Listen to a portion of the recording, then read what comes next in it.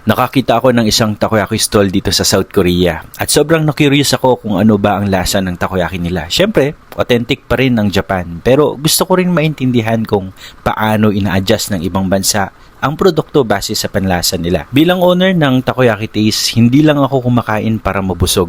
Kumakain ako para matuto. Tinitignan ko ang lasa, texture, presentation, pati kung paano nila ito sineserve sa customers. Sa kasamaang palad, hindi ko na video ang pag-order at pagkain ko. Pero ang dami kong napulot na ideas na pwede kong i-adapt at i-improve sa negosyo ko. Naniniwala ako na ang innovation ay hindi lang tungkol sa pagdagdag ng bagong flavor.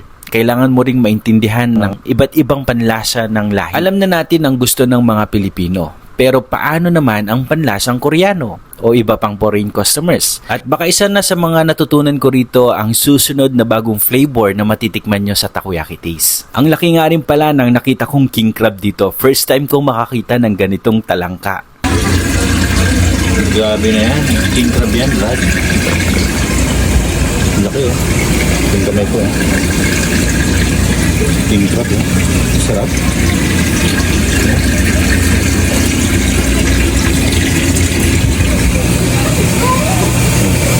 Yung mga lalaki siguro ito. Ay, ano to? Buhay to? Ito.